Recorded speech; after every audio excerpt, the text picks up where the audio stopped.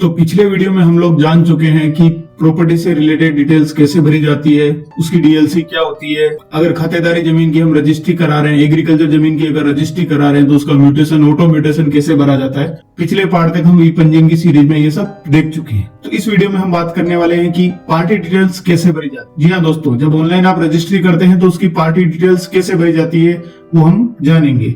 Video को बीच में skip मत कीजिए, क्योंकि सबसे ज्यादा गलती पेमेंट और फाइनल सबमिट के टाइम होती है, इसलिए वीडियो को पूरा देखें। चलिए शुरू करते हैं। तो इसमें सबसे पहले आप इधर देखिए, पार्टी डिटेल्स के लिए सबसे पहले यहाँ आ रहा है प्रेजेंटर, फिर आ रहा है एग्जीक्यूटेंट, फिर आ रहा है क्लाइमेंट, फिर आ रहा है विटनेस। प्रेजेंटर जो डॉक्यूमेंट प्रेजेंट कर रहा है, मोस्टली प्रेजेंटर और एग्जीक्यूटेंट सेम होते हैं, बेचने वाला ही प्रेजेंटर होता है।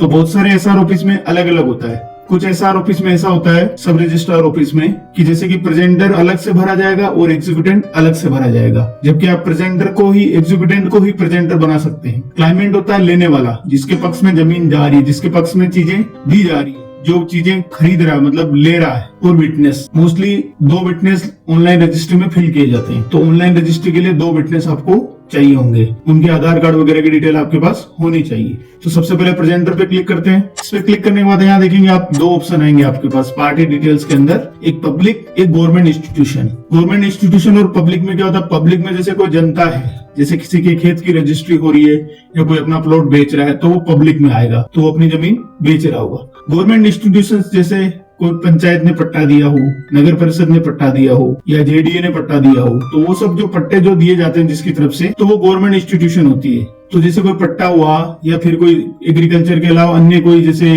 ग्रामीण आबादी का पट्टा हुआ, शहरी पट्टा हो गया, फर्स्ट टाइम कोई गवर्नमेंट बॉडी उसको दे रही है, तो वो गवर्नमेंट इंस्टीट्यूशन उसको क्या करती है, एग्जीक्यूटेंट बनते हुए उसको क्लाइमेंट बनाते हुए पट्टा देती है, जब हम रजिस्ट्री कराते हैं तब। ठीक है, तो इसमें हम पब्लिक मान लेते हैं। पब्लिक पे क्लिक कीजिए। पब्लिक पे क्लिक करने के बाद आपको यहाँ 3 ऑप्शन दिखाई दे रहे होंगे, जन आधार नंबर से OTP, Aadhaar card with OTP और विदाउट ओटीपी वेरिफिकेशन। आप चाहो तो आधार विदाउट ओटीपी वेरिफिकेशन कर सकते हो, लेकिन जन आधार के हिसाब से आप ओटीपी यूज करके करेंगे तो इसमें क्या होगा, जो ही आप जन आधार में सिलेक्ट करेंगे किसी को, तो उसकी संपूर्ण डिटेल ऑटोमेटिक भर जाएगी, आपको अलग से भरने की जरूरत नहीं पड़ेगी।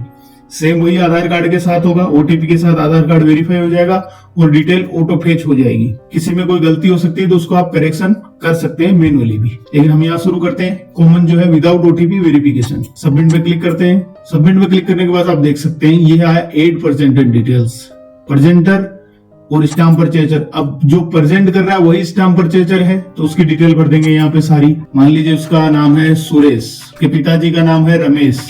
हिंदी में तो सुरेश लिखते ही ऑटोमेटिक हिंदी हो जाएगी इसकी, और रमेश लिखते ही रमेश हो जाएगा। वो मेल है तो मेल, फीमेल है तो फीमेल, और ट्रांसजेंडर है तो ट्रांसजेंडर। डीओबी, उसकी डेट ऑफ बर्थ सिलेक्ट करेंगे हम आधार कार्ड के हिसाब से।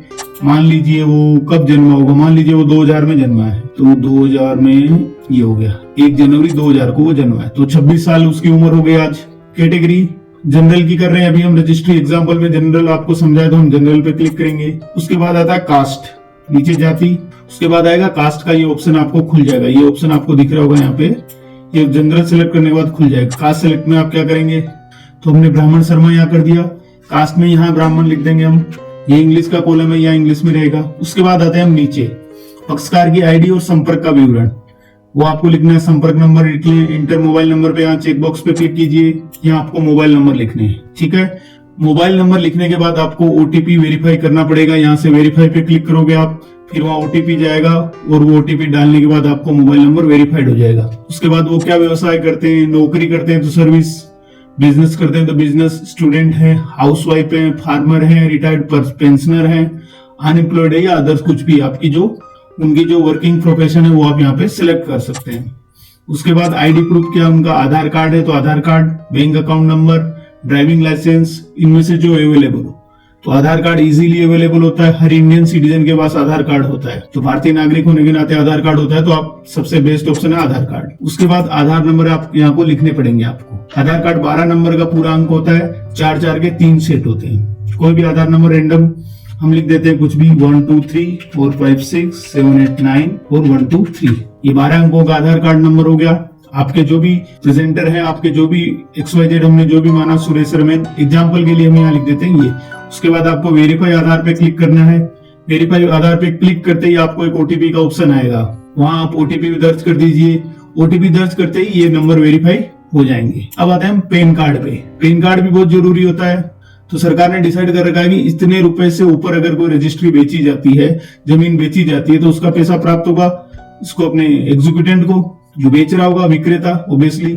तो उसका पैन कार्ड होना बहुत जरूरी है। तो पैन कार्ड नंबर आप लिख दीजिए यहाँ पे। उसके बाद मकान हाउस नंबर अगर नहीं हो तो 0 कर दो। कॉलोनी भी नहीं हो, अगर गांव में रहता हो तो 0 कर दो या गांव का नाम लिख दो। एरिया कौन सा है, मान लीजिए जयपुर में रहता है, ये जयपुर हो गया। कॉलोनी में भी जयपुर में लिख देते हैं जयपुर एक बार एग्जाम्पल के लिए, हिंदी में अपने आप हो जाएगा। क्षेत्र में भी जयपुर लिख देते हैं। आपका वार्ड हो सकता है, आपका एरिया हो सकता है, वो आप क्षेत्र में लिख सकते हो।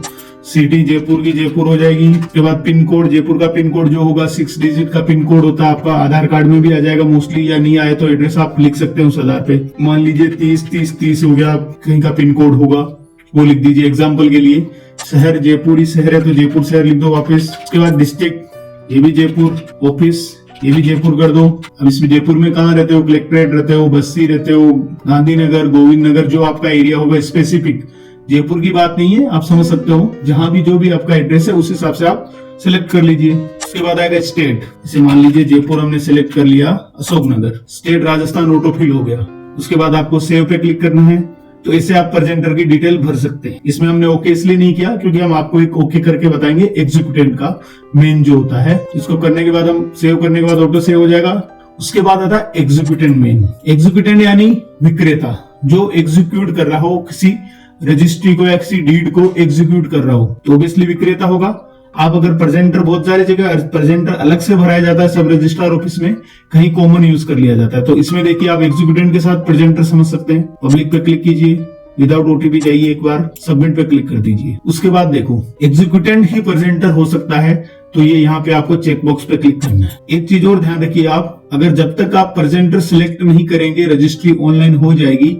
तो जब आप रजिस्ट्री सब रजिस्ट्रार में लेके जाएंगे तो प्रेजेंटर नहीं होने की वजह से वो आगे नहीं बढ़ पाएगी, उसकी प्रोसेसिंग नहीं हो पाएगी। इसलिए हमेशा ध्यान रखें, या जहां आपके जो सिस्टम जैसा चलता आ रहा है उस हिसाब से कर सकते हैं। प्रेजेंटर अलग से भरा जाता है तो आप प्रेजेंटर अलग से भर दीजिए, क्योंकि जितने लोगों को आप भरेंगे यहाँ पे 2 गवाह के अलावा, विक्रेता और क्रेता और एक प्रेजेंटर, 3 लोग हो जाएंगे। नहीं तो एक विक्रेता होगा, एक क्रेता होगा, यानी क्रेता हो जाएगा आपका क्लाइमेंट, विक्रेता हो जाएगा आपके एग्जीक्यूटेंट। अगर सेम कर देते हैं आपकी, हमारा एग्जीक्यूटेंट ही विक्रेता ही प्रेजेंट कर रहा है, कल को कोई इश्यू भी नहीं होता है, तो उस प्रेजेंटर पे क्लिक कर दीजिए। और स्टाम्प परचेजर भी वही है, उसी ने स्टाम्प परचेज किया तो उसको भी चेक बॉक्स पे यहाँ क्लिक कर सकते हैं, स्टाम्प परचेज। उसके बाद क्या होता है, ओनर टाइप। अब ओनर टाइप में आप जो ही क्लिक करेंगे, क्लिक करने के बाद आप देखेंगे कि यहाँ पे आपने ऑटो म्यूटेशन जब फिल किया था तब आपने किसी पार्टी को खसरे के साथ सिलेक्ट किया था। एग्रीकल्चर में जमीन बेच रहा है जो विक्रेता है, उसका नाम आपको ऑटोमेटिक यहाँ पे नजर आ जाएगा। तो उस नाम पे अगर आप क्लिक करेंगे तो जहां जहां उनके नाम है, पिता का नाम है, जो भी है हिंदी में जो रहता है वो ऑटोमेटिक फिल हो जाएगा।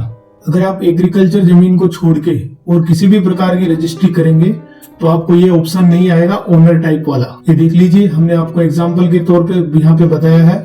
ओनर टाइप सिर्फ एग्रीकल्चर में आएगा, क्योंकि ये रजिस्ट्री हम एग्रीकल्चर की समझा रहे हैं। कंटिन्यू करते हैं, चलिए। अब पार्टी का नाम आप यहाँ लिख दीजिए। मान लीजिए पार्टी का नाम है सुरेश, पिताजी का नाम रमेश। हिंदी में आप इंग्लिश टाइप करेंगे, हिंदी ऑटोमेटिक हो जाएगा। ऐसे ही रमेश टाइप करेंगे आप। मेल है तो मेल पे क्लिक कर देंगे। DOB आप लिख दीजिए। मान लीजिए 1 जनवरी 2000 को जन्मा है कोई आदमी। वयस्क होना बहुत जरूरी है, बिना वयस्क के आप कुछ नहीं कर सकते, मतलब 18 साल प्लस आपकी एज होनी चाहिए। उसके बाद कैटेगरी जैसे हमने पहले सीखी थी, जनरल में कास्ट सिलेक्ट कर दीजिए, ब्राह्मण कर दी हमने, यहाँ भी लिख दीजिए ब्राह्मण। तो हमने यहाँ कैटेगरी जनरल कर दी, उसके बाद कास्ट में हमने ब्राह्मण लिख दिया।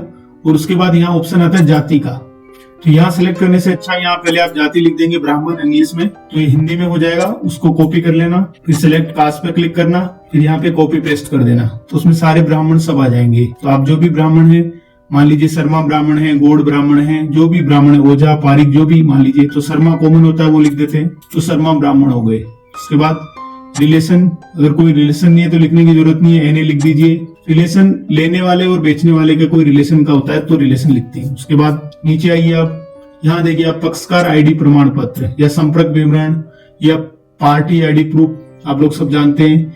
यहाँ अपने मोबाइल नंबर आप एंटर कीजिए। व्यवसाय में आप लिख दीजिए बिजनेस करते हैं, बिजनेसमैन कर दिया। फोटो आईडी प्रूफ में आधार कार्ड चलता है, आधार कार्ड पे क्लिक कर दीजिए। 12 अंकों का आधार कार्ड नंबर लिख दीजिए। एग्जाम्पल के लिए हम लिख रहे हैं यहाँ पे कोई भी रैंडम नंबर, ये 12 अंकों का आधार नंबर हो गया हमारा। पैन कार्ड नंबर भी जरूरी है। अगर पैन कार्ड नंबर नहीं है और 5 लाख या 10 लाख 5 लाख से ऊपर आप रजिस्ट्री करा रहे हैं तो प्रोसीड नहीं हो पाएगी, तो वो भी जरूरी है, वो लिख दीजिए। अगर किसान आईडी आप लिखना चाहे तो लिख दीजिए, नहीं है तो कोई बात नहीं। उसके बाद लिखिए आप मकान नंबर, आपका मकान नंबर मान लीजिए कोई 0 है। कॉलोनी जैसे हम जयपुर में कर रहे हैं तो सांगानेर लिख देते हैं, यहाँ पे भी सांगानेर लिख दीजिए। यहाँ पे भी सांगानेर लिखेंगे, इंग्लिश हो जाएगा अपने आप, हिंदी हो गया इसका भी। क्षेत्र में भी सांगानेर लिख दीजिए। अगर आप किसी गांव से रजिस्ट्री कर रहे हो, किसी गांव की रजिस्ट्री है तो वहाँ गांव का नाम लिख दीजिए। इसमें सिंपल है, मकान नंबर है तो ठीक है, नहीं है तो कोई बात नहीं। सिटी में भी सांगानेर लिख दीजिए। अगर आपके पास कोई सिटी है या आप पंचायत में रहते हो तो आपके पास बड़ा कोई गाँव है या आपका पोस्ट ऑफिस वहां लगता है तो उसका नाम लिख दीजिए। कोई छोटा शहर है उसका नाम लिख दीजिए पास में। पिन कोड आपके जो भी पिन कोड हो कुछ भी लिख दीजिए। जैसे यहाँ रैंडम हमने 30-30-30 लिखे हैं। शहर जयपुर लिख देते हैं, सांगानेर जयपुर में आता है। डिस्ट्रिक्ट जयपुर हो गया। पोस्ट ऑफिस मान लीजिए सांगानेर है, राजस्थान हो गया। तो हम क्लिक करेंगे, हम छूट नहीं ले रहे 88 के तहत तो इस पे क्लिक नहीं करेंगे, सेव पे क्लिक करेंगे। लेकिन सेव से पहले आपको क्या करना पड़ेगा, आधार को वेरीफाई कराना पड़ेगा। जब तक आप आधार कार्ड वेरीफाई नहीं करेंगे ये सेव नहीं होगा। देख लीजिए जैसे हम करते हैं सेव के लिए, तो देख लीजिए हमने आधार कार्ड वेरीफाई नहीं किया है तो इसने एरर हमें दे दिए कि आधार को वेरीफाई कीजिए। तो हमें आधार को वेरीफाई करना बहुत जरूरी है, तो हम आधार नंबर को वेरीफाई करेंगे। आधार नंबर को वेरीफाई करने के लिए आपको वेरीफाई आधार पे क्लिक करना पड़ेगा।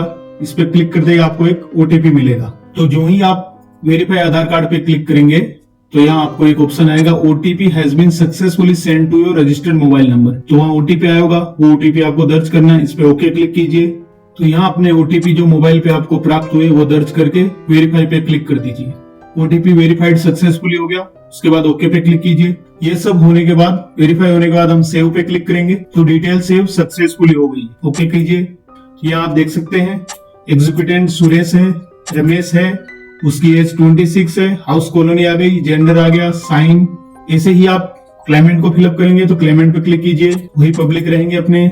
OTP without verification, submit. इसमें हम डिटेल भरेंगे। इसमें ना ही तो हमने को प्रेजेंटर सिलेक्ट करने का ऑप्शन मिला, ना ही स्टाम्प परचेजर का। क्यों? क्योंकि हमारा एग्जीक्यूटेंट ही क्या था, प्रेजेंटर था और वही स्टाम्प परचेजर था। तो हमने दोनों वहां चेक बॉक्स क्लिक कर दिए तो हमारे दोनों वही आदमी बन गया।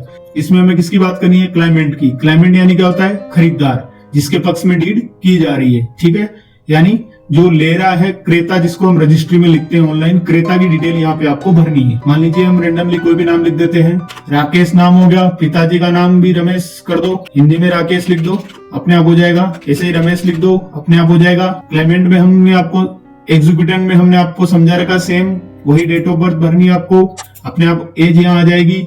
कैटेगरी जनरल है तो जनरल हो जाएगा।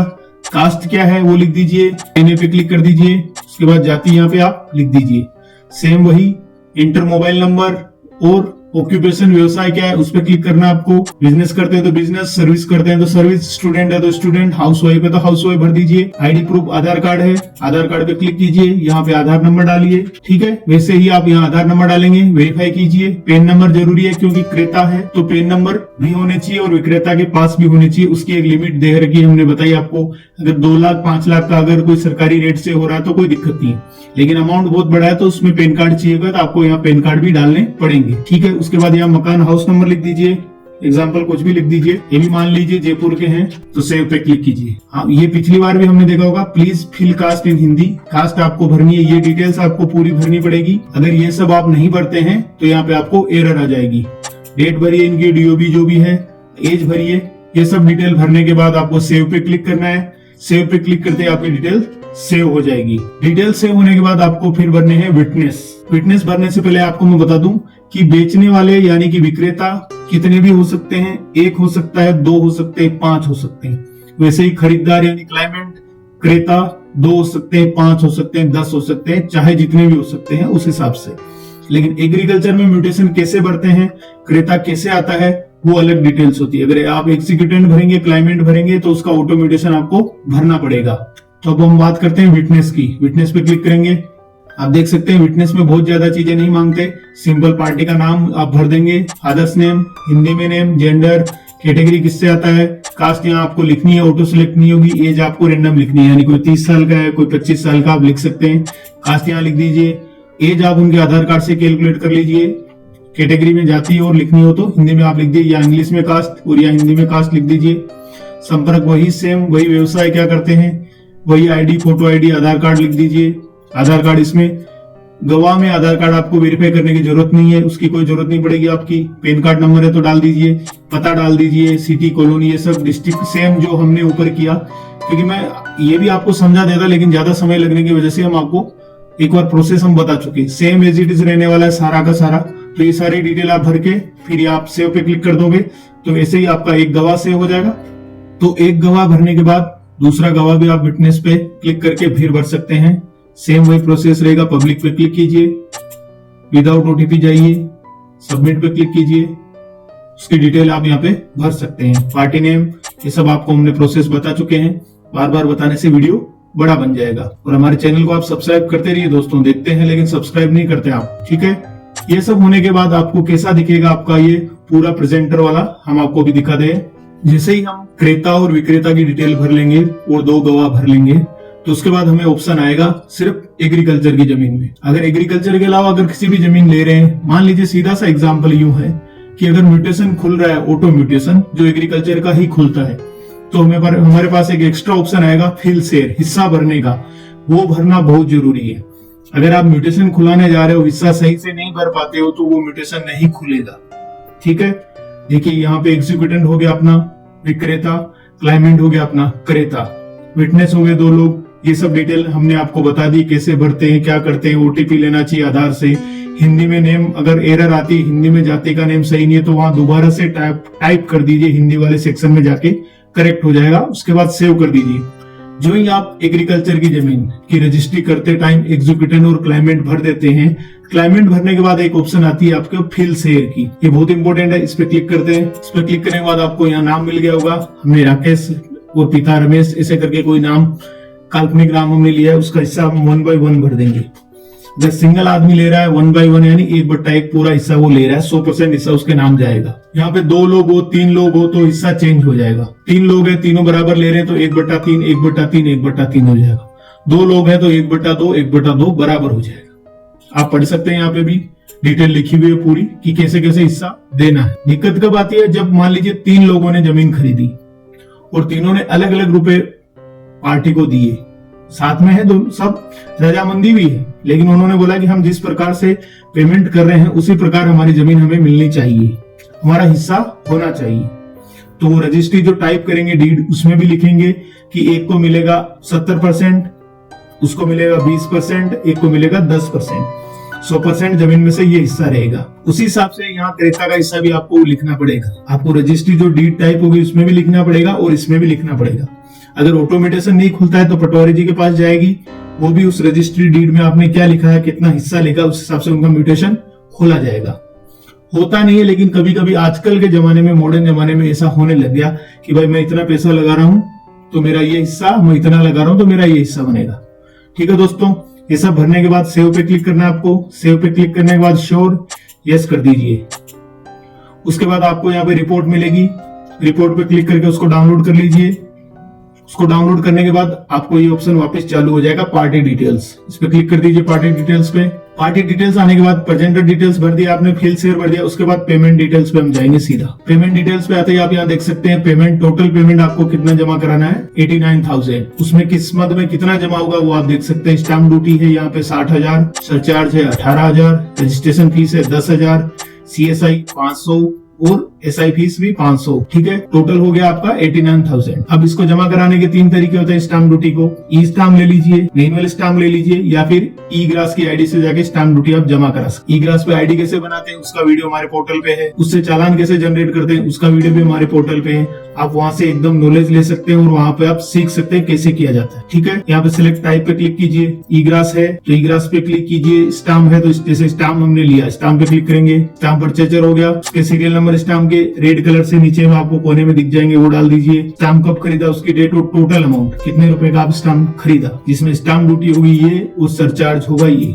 अब इसमें क्या होता है, एक चीज सीखने को है। इसमें ये होता है कि जैसे 500 रुपए का आप स्टाम्प खरीदते हैं तो उसपे 30% सरचार्ज हो जाता है। तो 5 3 15 कितने हो गए 150 रुपए, 500 इंटू 150 कितने हो गए 650 रुपए। तो स्टाम्प अपने आप में कितने का हो गया 650 का। तो टोटल अमाउंट यहाँ जो आप लिखेंगे वो 650 रुपए लिखेंगे। फिर आप चेक पे क्लिक करेंगे। उसके बाद आपको फिर स्टाम्प ड्यूटी में इनको फ्रैक्शन करना है। 500 रुपए स्टाम्प ड्यूटी हो गई और यहाँ हो जाएगा 150 रुपए सरचार्ज। फिर उसकी फोटो आपको यहाँ पे अपलोड करनी है। उस स्टाम्प पे पार्टी की फोटो, उनके थंब इम्प्रेशन हो या फिर स्टाम्प हो वो आप अपलोड कर दीजिए। ऐसे ही आप ई-ग्रास का चालान काटेंगे, हमने बताया उस तरीके से। यहाँ आएंगे काटने के बाद जमा कराने के लिए, तो सीरियल नंबर आपको यहाँ डिटेल्स में लिखने हैं, जीआरएन नंबर उस चालान के है, उसकी डेट लिखनी है, उस टोटल अमाउंट मान लीजिए आपने 89,000 थे, उसमें से 60,000 और 18,000 का आपने स्टाम्प ले लिया। मान लीजिए नहीं लिया, कम का लिया, जो भी लिया हो, तो टोटल जैसे 10,000 का रजिस्ट्रेशन फीस हो गया, 500 1000 रुपये हो गए, 11,000 हो गए, 18,000 ये हो गए। ऐसे करके मान लीजिए आपने 50,000 का काटा, बाकी का स्टाम्प ले लिया, जो कुछ भी लिया हो, तो वो जो टोटल चालान कटा उसके पैसे आपको यहाँ पे लिखने हैं। वो लिखने के बाद ही आप चेक पे क्लिक करोगे तो अपने आप वेरिफिकेशन हो जाएगा। उसके बाद उस चालान के अंदर आपको देखना है कि कितना कितना अमाउंट आपका यहाँ पे, तो उसमें स्टाम्प ड्यूटी जो आपने लिखी हो, मान लीजिए टोटल 60,000 आपने चालान से जमा कराई तो 60,000 स्टाम्प ड्यूटी यहाँ हो जाएगी। जैसे 18,000 आपका सरचार्ज यहाँ आ जाएगा। तो सरचार्ज में आप देखेंगे ई-ग्रास के स्टाम्प के अंदर, ई-ग्रास के चालान के अंदर स्टाम्प का जो सरचार्ज है वो आपको 3 फ्रैक्शन में दिखेगा। उसको मल्टीप्लाई कर लीजिए 3 से 1 को या फिर तीनों को ऐड करके टोटल यहाँ आप लिख सकते हैं। 1-2 रुपया 2-3 रुपया ऊपर रहता है, उससे कोई फर्क नहीं पड़ता, लेकिन 1-2 रुपया अगर कम रहा टोटल से तो ये आपको आगे प्रोसीड नहीं करने देगा सिस्टम। ठीक है दोस्तों, सारी डिटेल भरने के बाद आप सेव पे क्लिक कर देंगे या नीचे यहाँ आपको सेव का बटन आएगा उस पे क्लिक कर देंगे। तो एग्जाम्पल के तौर पे आप यहाँ देख सकते हैं, हमने आपको समझाने के लिए एक फोटो बताई यहाँ पे कि जिसका पार्टी का नाम आएगा वो यहाँ ऊपर आ जाएगा। और नीचे आप देखिए एक ई स्टाम्प हमने लिया और एक ई-ग्रास चालान हमने लिया। यहाँ उसके नंबर है, उनकी डेट है, जो अमाउंट जिस हिसाब से कटा है वो आप यहाँ पे देख सकते हैं, डिटेल भर रखी है। वो सब सेव करते जाएंगे हम, यहाँ नीचे शो होता जाएगा। जब यहाँ टोटल अमाउंट आपका जमा हो जाएगा उसके बाद यहाँ आप देख सकते हैं लास्ट में यहाँ 00 हो जाएगा। इस कोने में आप देख लीजिए, यहाँ 00 होने के बाद इसको आप लॉक कर सकते हैं। चेकलिस्ट यहाँ से आप डाउनलोड कर सकते हैं। जो ही आप चेकलिस्ट पे क्लिक करेंगे चेकलिस्ट डाउनलोड हो जाएगी। उसके बाद नेक्स्ट पार्ट आएगा finalise and exit. Finalise and exit का ऑप्शन आते ही आपको अगर स्लॉट बुकिंग करनी है किसी बड़े एहसान में, तो आपको स्लॉट बुकिंग करनी है तो उसका ऑप्शन यस। अगर नहीं करनी है, किसी ग्रामीण या छोटे सब रजिस्ट्रार में कर रहे हो जहाँ पे रजिस्ट्री दिन की 2, 5, 10 से ज्यादा नहीं होती है, तो वहाँ आपको स्लॉट बुकिंग करने की जरूरत नहीं होती, तो आप नो कर दीजिए। अगर आप चाहते हो कि फाइनलाइज एंड एग्जिट वाला अलग से वीडियो बनाया जाए जो बहुत छोटा सा पार्ट है, तो उसके लिए कमेंट कर दीजिए आप लोग, हम अलग से वीडियो बना देंगे। और इसी तरह जो प्रॉपर्टी सेवा हब के अंदर जो ई पंजीयन की सीरीज चल रही थी, जो बेसिक सीरीज थी, यहाँ पे खत्म होती है। तो इसमें आप शुरू से लेके एंड तक आपने एग्रीकल्चर की रजिस्ट्री को ऑनलाइन कैसे करते हैं वो सब देखा। सेल डीड जो होती है एग्रीकल्चर के अलावा जितनी भी होती है उसको भी आप देख सकते हैं। सेम प्रोसेस रहता है, जिसमें म्यूटेशन और फिल शेयर का हिस्सा छोड़ दीजिए, उसके अलावा मोटा मोटी सेम रहता है। कैसे क्लाइमेंट बढ़ते हैं, कैसे एग्जीक्यूटेंट बढ़ते हैं, विटनेस कैसे करते हैं, वो सब सेम है। इसके अलावा भी आपके कोई इश्यू आता है कि ये नहीं हो रहा या यहाँ दिक्कत आ रही है, या फिर मॉर्गेज वगैरह किसी और की, तो हमें कमेंट जरूर करें। हम नया वीडियोस पे पूरा कंप्लीट लाने की कोशिश करेंगे। और इसी जानकारी के लिए हमारे चैनल को लाइक शेयर सब्सक्राइब कर लीजिए दोस्तों। धन्यवाद दोस्तों।